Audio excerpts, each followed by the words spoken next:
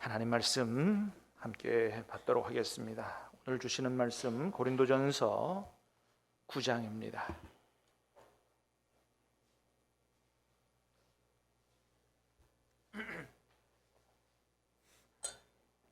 고린도전서 9장 1절로 27절 마지막 절까지 말씀을 저와 여러분이 교독해서 받들어 읽도록 하겠습니다.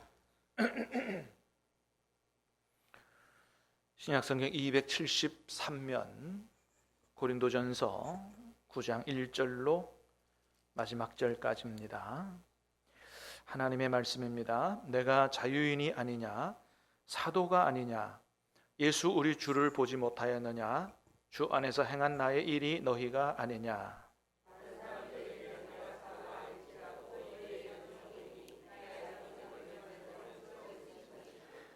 나를 비판하는 자들에게 변명할 것이 이것이니,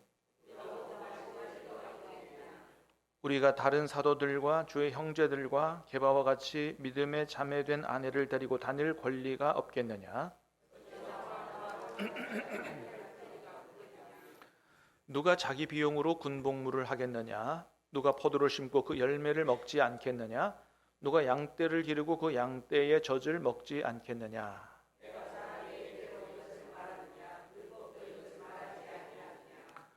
모세의 율법에 곡식을 밟아 떠는 소에게 망을 씌우지 말라 기록하였으니 하나님께서 어찌 소들을 위하여 염려하심이냐.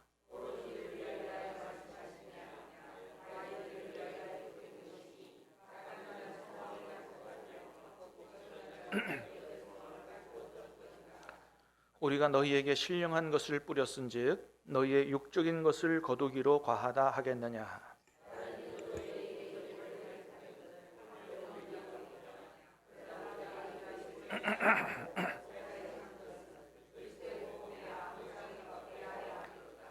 성전의 일을 하는 이들은 성전에서 나는 것을 먹으며 제단에서 섬기는 이들은 제단과 함께 나누는 것을 너희가 알지 못하느냐.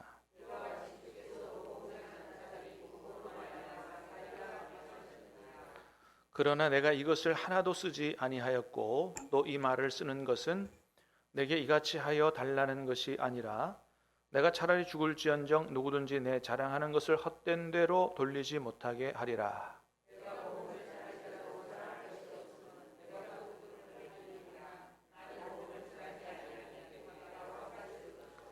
내가 내 자의로 이것을 행하면 상을 얻으려니와 내가 자의로 아니한다 할지라도 나는 사명을 받았노라.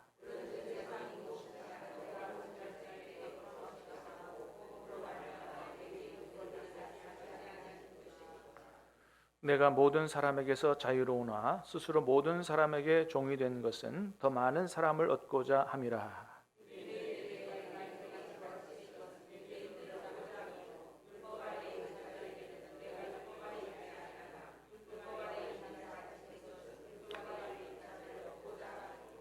율법 없는 자에게는 내가 하나님께는 율법 없는 자가 아니요 도리어 그리스도의 율법 아래에 있는 자이나 율법 없는 자와 같이 된 것은 율법 없는 자들을 얻고자 함이라.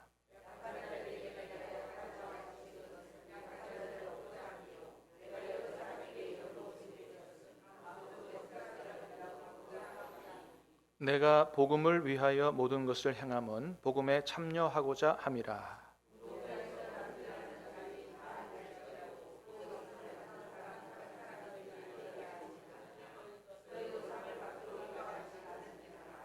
이기기를 다투는 자마다 모든 일에 절제하나니 그들은 썩을 승리자의 관을 얻고자 하되 우리는 썩지 아니할 것을 얻고자 하노라.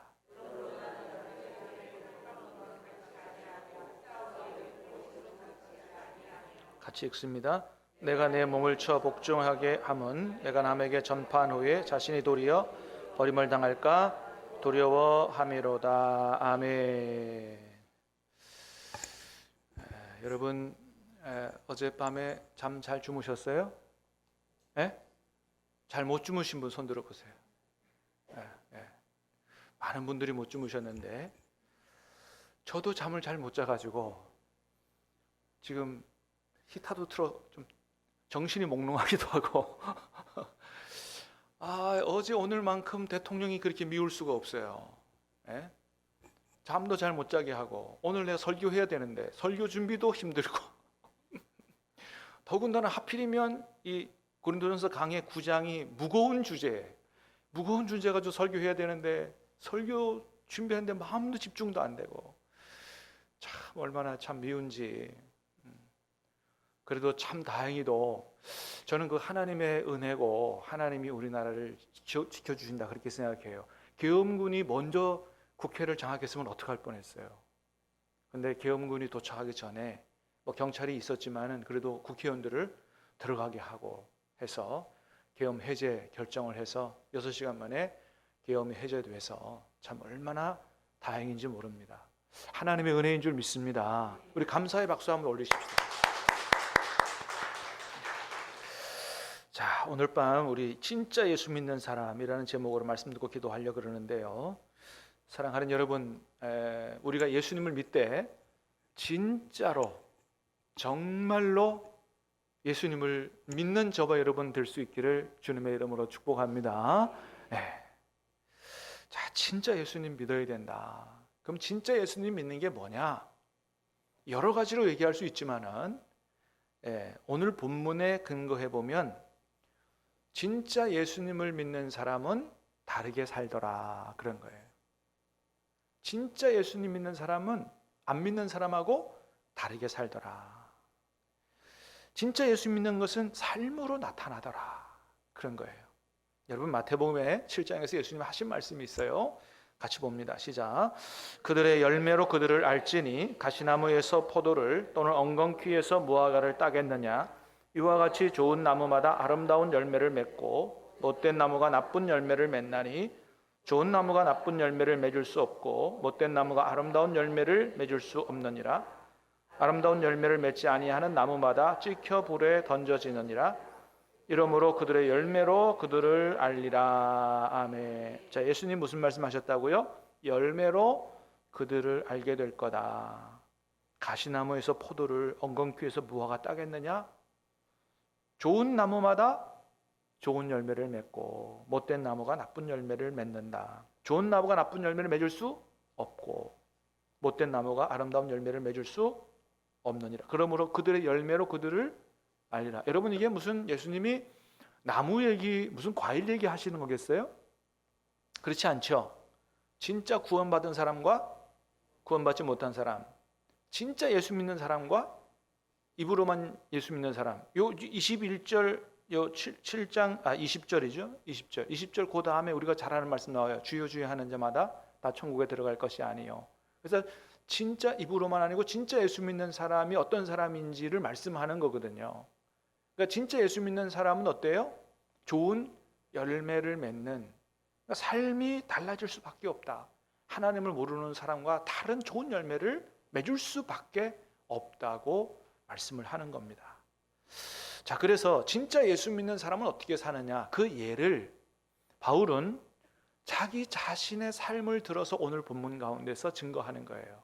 자기 자신의 삶을 들어서 3절 말씀을 보겠습니다. 3절 시작.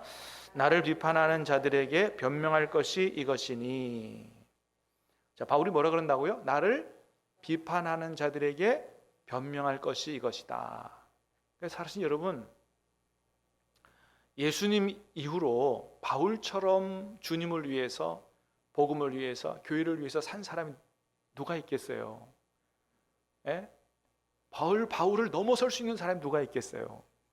근데 그렇게 주님과 복음과 교회를 위해서 자신의 모든 인생을 전제와 같이 포도주로 붓는 거거든요. 다 쏟아부어서 살았던 바울조차도 뭘 받았다고요? 비판을 받았다. 물론 주님이 하신 말씀이 있어요. 너희가 모든 사람들에게 칭찬을 받으면 도리어 화가 있도다 그랬어요. 그러니까 진짜 예수 믿고 하나님 뜻대로 바로 사는 사람, 모든 사람에서 칭찬 받지는 않는다는 거예요. 오해도 받고 욕도 먹고 비판도 받고 바울도 그랬다는 거죠. 근데 참 가슴 아픈 건 뭐냐 하면 이 비판을 누구에게서 받았느냐?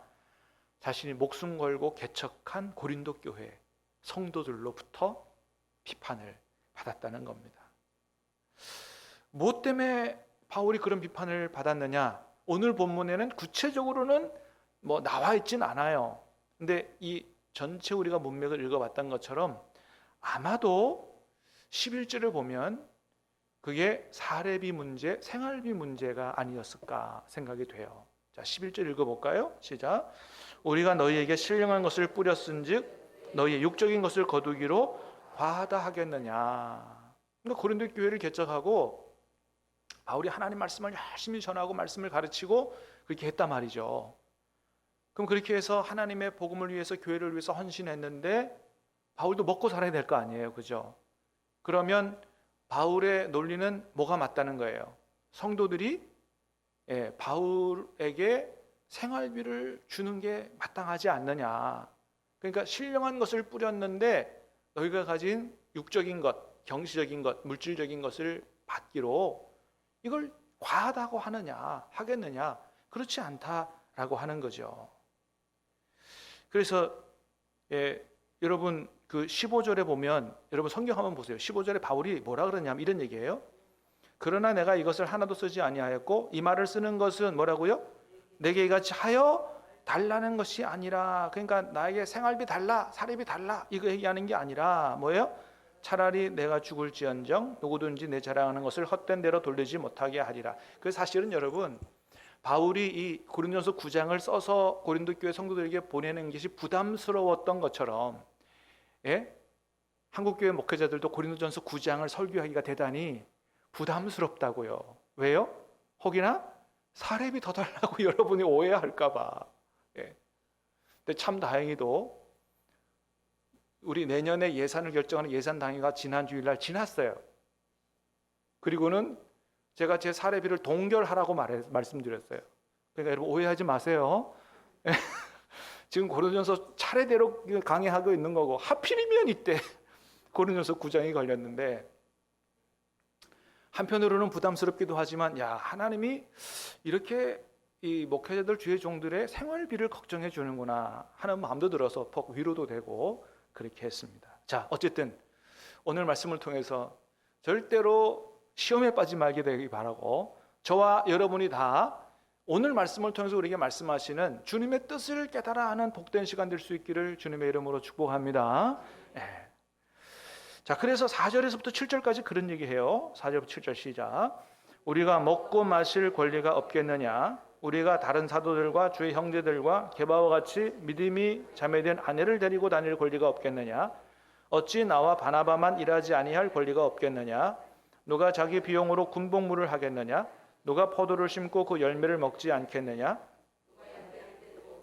젖을 먹지 않겠느냐? 그래서 오늘 본문의 얘기가 생활비, 사례비 문제인 것이 거의 분명한 것이 4절에서 7절까지 읽어보면 그래요.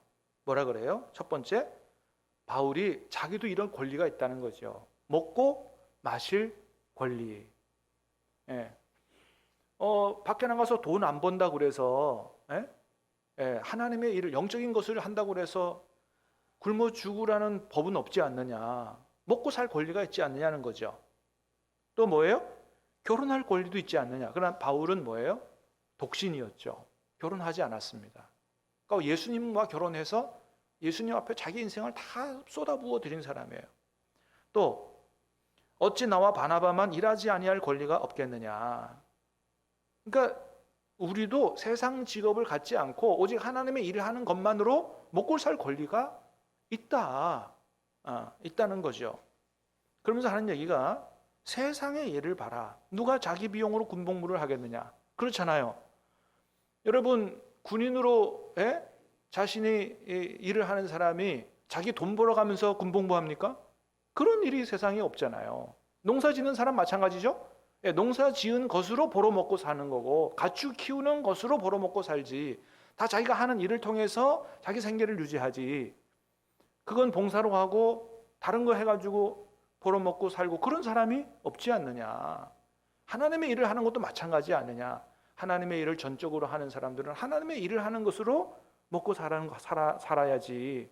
상식적으로 생각해 봐도 하나님의 일은 하나님의 일대로 하고 또 다른 직업을 가지고 또 돈을 벌어서 그렇게 해야 되겠느냐. 자, 그래서 사실은 하나님의 일을 전무하는 그런 하나님의 일을 직업처럼 그런 성격을 가지고 하는 사람들은 성도들이 그 목회자나 주의 종의 생활비를 책임져 줘야 되는 게 마땅한 것이다. 그런 얘기를 하는 거예요. 근데 이게 내가 억지 논리를 쓰는 게 아니고 성경을 통해서 하나님이 그렇게 말씀하신 거다라고 얘기하는 거죠. 자, 8절부터 10절까지 시작. 내가 사람의 예대로 이것을 말하느냐? 율법도 이것을 말하지 아니하느냐? 모세의 율법의 기록을 밟았다는 소에게 망을 씌우지 말라 기록하였으니 하나님께서 어찌 소들을 위하여 염려하심이냐? 오로지 우리를 위하여 말씀하심이 아니냐? 과연 우리를 위하여 기록된 것이니 밭가는 자는 소망을 가지고 갈며 곡식 떠는 자는 함께 얻을 소망을 가지고 떠는 것이라. 자, 그래서 8절에 뭐라 그랬어요? 내가 사람의 예대로 이것을 율법도 이것을 말하지 않느냐? 하나님의 말씀, 구약 성경이 얘기하지 않느냐? 그러면서 뭐라 그래요? 9절에 보니까 모세의 율법에, 이게 신명기에 있는 말씀이에요. 뭐라 그러셨어요? 하나님이 곡식을 밟아 떠는 소에게 망을 씌우지 말라. 여러분, 소 데리고 나가가지고 밭일 하면 망 씌우지 말라는 거예요. 왜? 소도 먹으면서 일을 해야지 되지 않느냐는 거죠. 그죠? 예. 근데 저런 말씀을 기록해 놓으시는데 그게 어찌? 하나님이 진짜 밭가는 소를 염려해서 그 말씀을 하셨겠냐는 거예요. 그걸 얘기하시면서 하시고자 하시는 말씀이 뭐예요? 주의 일을 전적으로 하는 제사장들, 레위인들, 또 복음 전하는, 복음으로 사는 이런 사람들, 목사들, 사도들, 이런 사람들을 위해서 얘기한 게 아니냐. 10절에 보니까 그래서 그런 거예요. 오로지 우리를 위하여 말씀하심이 아니냐. 그렇습니다. 자, 하나님이 구약 성경을 통해서 하나님의 일을 전무하는 사람들은 그것으로 생계를 유지할 수 있어야 된다. 자, 예수님도 그렇게 말씀하셨다는 거예요. 14절 보니까 시작. 이와 같이 주께서도 복음 전하는 자들이 복음으로 말미암아 살리라 명하셨느니라. 여기서 말하는 살리라는 복음을 전하는 자들이 복음으로 영이 사는 걸 얘기하는 게 아니고 육신이 사는 걸 얘기하는 거예요. 먹고 사는 걸 얘기하는 겁니다. 그래서 예수님이 어디서 그런 말씀하셨느냐? 성경을 찾아보면 마태복음 10장에서 말씀하셨어요. 볼까요? 시작. 여행을 위하여 배낭이나 두벌 옷이나 신이나 지팡이를 가지지 말라. 이는 일꾼이 자기의 먹을 것을 받는 것이 마땅함이라. 그러니까 전도 12제자를 전도 여행 보내시면서 하신 말씀이거든요. 미리 먹고 살 거 다 챙기지 말라 이거예요. 왜요? 일꾼이 자기의 먹을 것을 받는 게 마땅하다. 너희들이 가서 전적으로 복음 전하는 일에 헌신했으면 그것으로 먹고 사는 게 마땅하다는 거예요. 그래서 보충 설명을 누가복음에서 그렇게 하셨어요. 시작. 만일 평안을 받을 사람이 거기 있으면 너희의 평안이 그에게 머물 것이요 그렇지 않으면 너희에게로 돌아오리라. 그 집에 유하며 주는 것을 먹고 마시라. 일꾼이 그 싹스를 받는 것이 마땅하니라. 그래서 복음 전하고 그 복음을 받아들이는 집에 들어가서 거주하라. 그리고 거기서 주는 거를 먹고 살아라. 그것이 신세 지는 게 아니고 마땅한 것이라고. 그래서 하나님의 일을 전무하는 사람들은 뭐예요? 말씀과 복음을 받은 사람들에게서 생계를 책임져 주도록 그 배려를 받는 게 그게 마땅한 것이라고 예수님도 그렇게 말씀하신다라고 하는 것이죠. 그래서 교회가 주의 종들의 생계를 책임져 주는 게 성경적인 건데 그래야 목회자들이 뭐예요? 먹고 살 걱정 안 하고 주님의 일에 전무할 수가 있고 또 그래야 그것이 어디에 유익으로 돌아가요? 교회의 유익으로 돌아간다. 아무래도 자꾸 목회자들이 먹고 사는 일에 걱정하고 마음이 갈라지고 하면 교회에 덜 신경을 쓰게 되고 그게 유익이 되지 못한다. 그게 이제 하나님의 뜻인 거죠. 그래서 우리나라 교회사를 보면 우리나라가 복음이 전해지고 교회가 세워지는 초기 때부터 선교 초기부터 이 문제를 아주 중요하게 생각했던 것을 볼 수가 있어요. 1922년에 만들어진 조선 예수교 장로회 교회 정치라고 하는 책에 부록에 시찰위원 특별신방시 문답의 예가 참 놀랍게도 이런 게 기록되어져 있더라고요. 노회가 그냥 행정 업무만 담당하는 게 아니고 노회가 하는 중요한 일이 뭐냐? 교회를 돌아보는 일이라는 거예요. 그래서 노회가 우리도 시찰회가 있잖아요. 하여튼 시찰위원을 교회에 파송을 해서 교회가 주의 뜻대로 제대로 세워지는지 안 세워지고 있는지를 시찰을 하고 그러기 위해서 질문을 하라고 해요. 담임 목사님 잠깐 오세요. 담임 목사님에게 질문하고, 장로님들 한 분 한 분 오세요. 장로님들에게 질문하고, 또 당회에도 질문하고, 재직회에도 질문을 하는 게 쭉 나타나 있어요. 몇 가지만 볼게요. 첫 번째, 담임 목사님에게 이런 질문을 합니다. 노회에서 담임 목사님들에게 귀하가 진실한 마음으로 복음의 말씀을 열심히 전하는가? 그러니까 목사는 어떻게 해야 돼요? 하나님 말씀을 정말 진실된 마음으로 열심히 전해야 된다는 거예요. 그거 다 점검하는 거예요. 공예배를 드리기 위해서 항상 부지런히 예배를 예비하는가? 매일 자기 영혼과 다른 사람의 영혼을 위하여 성경을 연구하는 시간이 합하여 몇 시간 되는 거? 아, 이거 무서워요. 이런 것까지 다 물어봐요. 지난 1년간 어떤 책을 읽었냐, 새 책을 읽었냐 또 물어보고요. 그 중에 한 가지 이런 것도 있더라고요. 현재 생활비로 빚을 지지 않고 생활하고 있는가? 그 다음에 장로님들에게 물어봅니다. 각 장로에게라고 돼 있어요. 한 분 한 분 불러다가 귀하의 생업 형편에 의하여 할 수 있는 대로 구역 내에 있는 교인을 신방하여 권면하고 기도하고 있는가? 그러니까 우리나라의 처음에 교회의 장로님들에 대한 개념이 뭐냐 하면 목양장로입니다. 단순히 회의만 하시는 분들이 아니고 뭐예요? 교인을 돌아보고 신방하는 역할을 장로님들이 해야 된다는 거예요. 모든 교인을 살펴보고 당연히 치리할 사람을 당회에 보고하는가? 주의 뜻대로 살지 못하고 범죄하는 사람들 당회에 보고하고, 때로는 권징을 하고 징계를 하고 정신 바짝 차리고 믿음 생활을 할 수 있도록 그거 해야 된다는 거예요. 세 번째, 자기 집에 권속을 회집하고 가직 기도회를 드리고 있는가? 가족을 믿음으로 잘 세워가고 있는가? 이런 걸 질문한다는 거예요. 야, 지금보다 그때의 영적 수준이 훨씬 높았던 것 같아요. 그 다음에 재직회입니다. 본교회 목사의 생활비는 얼마나 드리는가? 그 생활비가 족한 줄로 생각하는가? 생활비는 매 정한 기일에 즉시 지불하는가? 본교회 교인들이 각종 연보를 합당하게 드리는가? 목사의 생활비는 어떤 방식으로 헤아려서 정하는가? 이 재직회에 대하여는 8가지인데 너무 많아서 제가 좀 줄였어요. 그 8가지 중에 4가지가 뭐에 대한 거라고요? 목회자 생활비를 어떻게 책임지고 있는가를 묻는 질문이라는 거예요. 여러분, 이게 그만큼 초대교회가 교회와 목회자의 생활에 대해서 굉장히 깊은 관심을 가지고 있었다. 왜냐하면 그게 중요한 문제인 게, 그것이 제대로 될 때 교회가 건강하게 세워질 수 있다고 생각한 거예요. 네. 여러분, 특별히 이 목회자 생활비에 대해서 누구에게 집중적으로 물었다고요? 재직회에 집중적으로 물었다는 거예요. 그래서 제가 왜 그럴까 생각해 봤어요. 아니, 장로님들한테 안 묻고 왜 재직회에게 물었을까? 장로님들도 장로님들이지만 교회의 재정을 관리하는 부서가 주로 재직회이기 때문에 재직회원들이 당회의 장로님들보다도 목회자가 생활을 제대로 하고 있는가를 안 하고 있는가를 잘 살펴보고 하라고 그렇게 한 것이 아닌가 생각이 됩니다.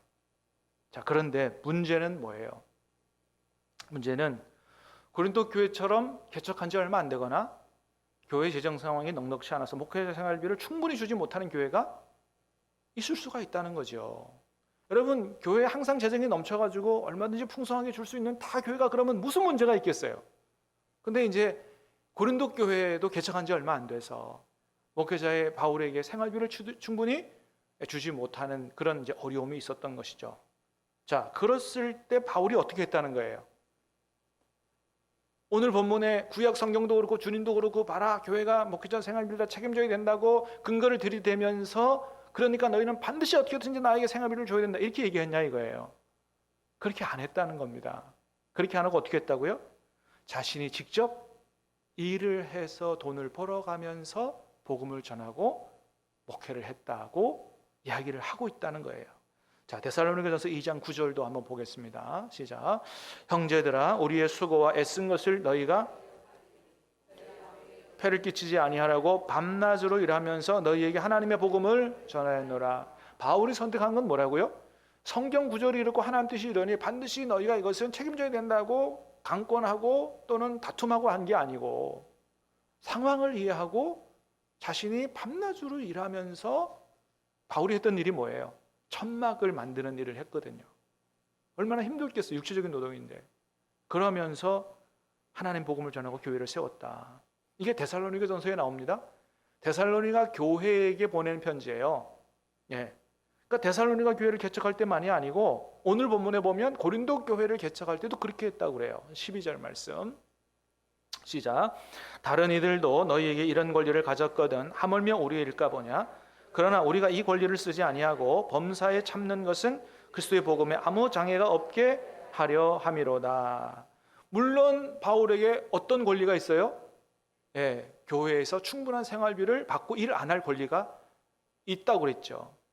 그런데 이 권리를 쓰지 아니하고 범사에 참았다 이거예요. 절제했다 이거예요. 이유는 뭐라고요? 우리가 전하는 하나님의 말씀에 복음에 혹시 그 문제 가지고 걸려 넘어져서 열매를 맺지 못할까 봐. 그러니까 바울이 자기의 생활보다도 더 중요하게 생각했던 게 뭐예요? 복음이고 말씀이고 교회였다라고 하는 것이죠. 그렇습니다. 여러분, 이 땅의 모든 목회자들이 다 이런 자세로 목회를 한다면 교회가 얼마나 다 평화롭겠어요. 그죠? 근데 참으로 안타깝게도 간혹 너무 과한 물질을 교회에 요구함으로 말미암아 그 문제로 오히려 교회가 시험에 들고 어려움을 겪는 교회가 왕왕 있다고 하는 거죠. 어느 교회라고는 얘기하지 않겠습니다만은 우리 노회 안에 목사님 은퇴 위로금 문제로 지금 너무 큰 시험과 위기 가운데 있는 교회가 있습니다. 사실 지난 월요일도 임무장 수련회가 6시 끝나고 그 문제를 논의하는 것 때문에 밤 10시가 넘어서 집에 왔어요. 우리 노회 안에 있는 문제이기 때문에. 이 목사님이 이 교회에서 한 30년 목회를 하셨는데 은퇴 위로금으로 7억인가 8억인가를 달라 그랬대요. 근데 교인이 몇 명이냐? 교인이 10명에서 15명 남아 있는 거예요. 여러분, 교인이 1000명도 아니고 10명에서 15명 남아 있는데 은퇴 위로금으로 7억 8억 달라는 게 이게 말이 되는 소리예요? 이거는 말이 안 되는 소리인 거예요. 그래서 동료 목회자들인 우리도 목사님 그러면 안 된다고. 그거는 오히려 목회자들이 그건 잘못된 거라고 막 들고 일어서서 얘기를 하는 거거든요. 여러분, 물론 교회가 여유가 넘쳐서 우리 교회에서 30년 우리를 위해서 애써주신 목사님한테 우리가 이만큼 드리고 싶겠습니다 이렇게 된다면 그걸 누가 말리겠어요? 좋은 일이죠. 감사함으로 그렇게 하는 거니까. 근데 그런 상황이 안 되잖아요. 10명 남았는데 7억 8억을 달라면 어떻게 그걸 감당합니까? 한 사람씩 성도들이 1억씩 내가지고 줘야 돼요? 그렇게 안 하면 뭐 하라는 소리예요? 교회를 팔아서 달라는 말이에요? 그건 안 된다는 거죠. 그거는. 그래서 노회가 중간에 조정안을 만들었어요. 목사님도 애를 쓰셨고 교회 형편도 있으니 한 2억 정도 해서 중지안을 만들어서 교회하고 이렇게 협의돼서 하면 좋겠다. 목사님이 거부한 거예요. 그리고 노회 간섭하지 마라. 그리고는 우리 교단 탈퇴를 선언한 겁니다. 그래서 그 이후에도 하여튼 마음 아픈 얘기들이 너무 많지만 하여튼 그래서 어떻게 됐느냐? 목사님을 그래도 지지하는 쪽의 성도들 절반, 반대하는 성도들 절반 해서 한 번은 교회 안에서 모여서 예배드리고 또 한 부류는 목사님 반대하니까 교회 안에도 못 들어가고 마당에서 오후 3시 반에 예배를 드리고 너무너무 가슴 아픈 일들이 이렇게 벌어지고 있다고 하는 거죠. 저는 우리 근처에 있는 가까이 있는 교회에서 그런 문제가 일어나는 걸 보면서 정말 하나님 앞에 마음으로 기도하고 있어요. 하나님, 저 교회 문제가 빨리 아름답게 수습되어지게 하시고 하나님 절대로 우리 교회에서는 이런 일이 일어나지 않게 해 주옵소서. 여러분, 우리 교회 앞날에 절대로 이런 일이 일어나지 않게 되기를 주님의 이름으로 축복합니다. 절대로 일어나서는 안 되는 일이죠. 그렇습니다. 여러분, 물론 교회가 목회자에게 얼마나 생활비라든지 이런 것들을 지원해야 되느냐에 대한 문제는 은퇴할 때만의 문제는 아니에요. 사실 지금도 우리 한국교회 안에는 많은 목회자들이 늘 생활비 부족에 시달려요. 우리 교회도 저한테 힘을 다하여 생활비를 주지만 뭐 아이를 셋 키우다 보니까 사실 좀 모자라는 것도 사실이에요. 그래서 저희 집사람이 나가서 일을 하는 거잖아요. 예. 근데 저도 우리 집사람도 절대로 교회를 원망하지 않습니다. 예. 왜냐하면 우리 교회 형편을 알기 때문이고, 또 우리의 생활도 중요하지만 주님의 교회가 더 중요한 것을 알기 때문에. 제가 나중에 깨달은 게 있어요. 그게 뭐냐 하면, 우리 하나님은 목회자들을 함부로 사용하시는 하나님이다, 이렇게 생각이 되더라고요. 목회자들을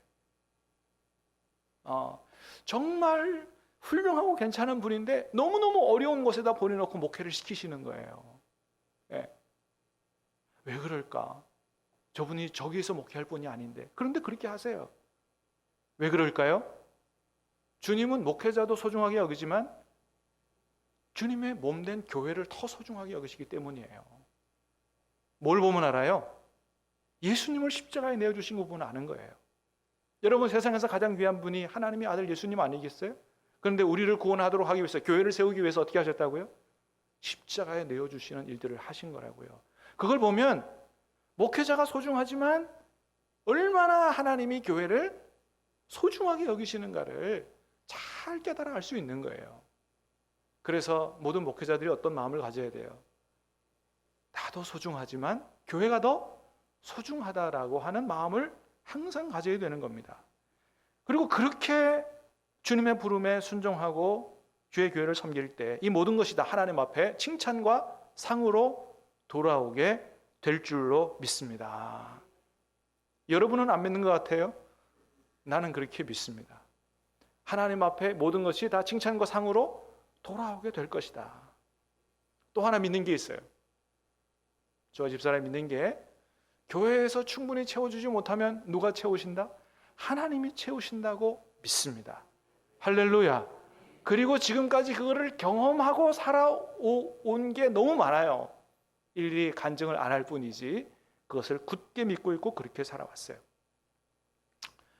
우리 노회 안에 이렇게 어려움을 당한 교회도 있지만 참 너무 좋은 소식이 들려오는 교회도 있어요. 이 좋은 일이니까 얘기해도 돼요. 학장제일교회라고 얼마 전에 새 성전을 건축했어요. 사진 보세요. 얼마나 멋지게 건축을 했는지. 미안하지만 저 교회는 저 성전 건축하기 전에 우리 교회보다 더 했어요. 저 밑에 푹 꺼진 데 들어가 있어가지고 교회가 있는지도 잘 안 보이고, 그런데 너무나 멋지게 했어요. 그래서 이 목사님하고 이제 차를 나눌 기회가 있었는데, 뭐 목사님이 뭐 얼마나 저한테 막 자랑을 하든지 배가 막 아프더라고요. 교회를 짓고 나니까 지금 이제 봉헌 예배 드린 게 몇 달이 안 됐어요. 입당 예배 드린 지 몇 달이 안 됐는데 성도가 몇 명 늘었느냐? 100몇 명이 늘었어요. 그리고 1단계를 거쳐서 등반한 게 50명이에요.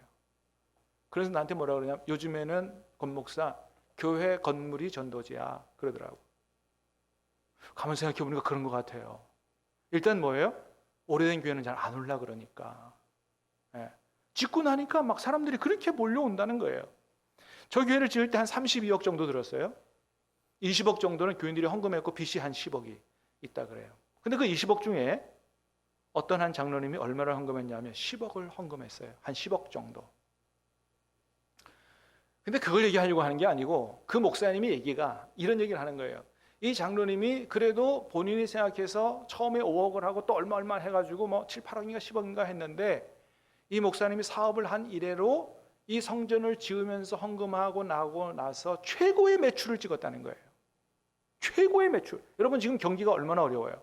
근데 최고의 매출. 모든 사람들이 다 그 장로님한테 연락해서 사업을 하겠다고 그렇게 했다는 거예요. 여러분, 누구 축복이에요? 믿습니까? 하나님의 축복입니다. 여러분, 하나님이 살아계신 줄 믿습니다. 그래요. 그래서 물질을 하나님의 뜻대로 바르게 사용하면 하나님이 더 놀랍게 채우시고 축복하신다라는 사실입니다. 여러분, 저도 그렇고 여러분도 그렇고 이 하나님을 믿을 수 있기를 주님의 이름으로 축복합니다. 우리 하나님이 그런 분이시다. 그렇습니다, 여러분. 그래서 여러분, 우리는 너무 돈만 모으려고 하면 안 된다는 거예요. 모으는 것도 중요하지만 더 중요한 건 뭐라고요? 하나님 뜻대로 바르게 잘 사용하는 게 중요하다. 그래야 어때요? 하나님이 기뻐하시고 더 놀랍게 채우신다라고 하는 것이죠. 그래서 저는 어떤 얘기도 많이 듣냐 하면은 이런 얘기도 많이 들어요. 어떤 교회들은 일부러 빚을 진다는 거예요. 일부러. 왜 일부러 빚을 지느냐? 하나님의 일을 위해서 돈이 필요하기도 하지만 빚이 있어야 기도한다는 거예요. 이게 좀 우픈 얘기죠. 아니, 교회가 빚이 있어야만 기도합니까? 잘못된 거죠. 물론 교회가 늘 기도하지만 빚이 있으면 더 열심히 기도한다. 에? 그래서 오히려 하나님을 위해서 돈을 아끼고 뭐 그럴 게 안 하고 빚을 내서 하나님의 일을 하고 그 빚을 갚아야 되기 때문에 더 열심히 기도했더니 오히려 하나님의 놀라운 방법과 기적으로 역사하시고 채우시는 것들을 경험한다는 간증들이 얼마나 많은지 몰라요. 네. 여러분, 잠언 11장에 이런 말씀이 있어요. 한번 볼까요? 시작. 흩어 구제하여도 더욱 부하게 되는 일이 있나니 과도히 아껴도 가난하게 될 뿐이니라. 아멘. 여러분, 상식적으로 생각해 보면 자꾸 나눠주고 쓰고 하면 가난하게 돼야 되잖아요. 근데 오히려 더 부하게 되는 일도 있다는 거죠. 과도히 아껴도 가난하게 될 뿐이라는 거예요. 그렇습니다. 그래서 아낀다고 다 부자 되는 게 아니에요. 정말 부유하게 되는 것은 누구의 축복이 있어야 된다? 하나님의 축복이 있어야 된다. 여러분, 세상 사람도 그런 얘기해요. 소복은 제 근이요, 대복은 제 천이라고 얘기합니다. 소복, 작은 복은 열심히 부지런히 일하면 얻을 수 있지만 큰 복은 누가? 하늘이 주셔야 된다는 거예요. 사랑하는 여러분, 하나님이 저와 여러분의 삶에, 여러분의 직장에, 여러분의 사업에, 우리 교회에 하나님이 하늘 문 열어 땅의 문 열어 크게 축복하시기를 간절히 소원합니다. 그렇습니다. 하나님이 복을 주셔야 된다는 거예요. 여러분, 그렇잖아요. 여러분, 나중에 우리도 교회도 저렇게 교회를 짓게 되면 여러분, 우리가 조금씩 돈 모아서 지을 수 있을 것 같아요? 안 되는 거예요. 여러분, 하나님이 역사하시고 하나님이 주셔야 될 줄을 믿습니다. 그렇습니다. 전적으로 하나님을 의지해야 돼요.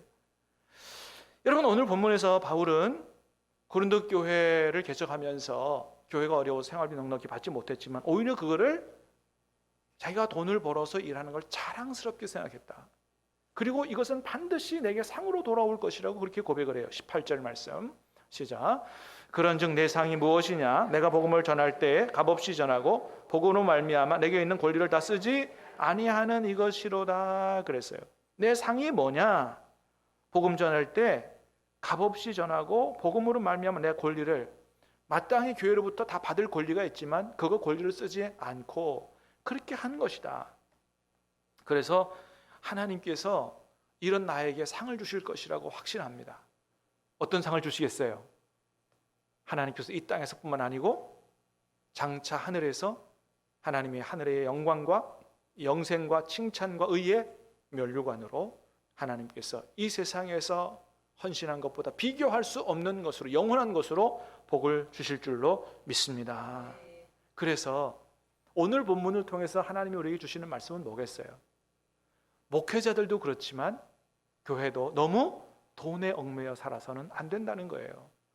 목회자들도 교회에서 다 뭐 안 해준다고 때려치고 뭐 세상 직업 갖고 그러지 말고, 때로는 같이 일하면서 목회도 해야 되지만 돈을 쫓아가지 마라. 하나님이 필요하면 채우신다. 교회도 뭐예요? 바르게 사용하면 하나님이 채우신다라는 사실을 믿고 우리 안에 살아 역사하시는 하나님을 경험하고 우리의 믿음을 더욱더 온전하게 세워가는 그게 중요하다라고 하는 겁니다. 사랑하는 여러분, 우리 모두가 하나님을 모르는 세상 사람들처럼 보이는 것만 의지하고 살지 말고 우리 안에 살아계신 하나님 믿고 의지하고 하나님 뜻대로 사심으로 말미암아 살아계신 하나님의 놀라운 축복을 경험하고 오히려 더 훌륭한 믿음, 큰 믿음을 갖게 되는 그런 복이 우리 저와 여러분에게 있게 되기를 주님의 이름으로 축복합니다. 우리 같이 찬양하겠습니다. 살아계신 주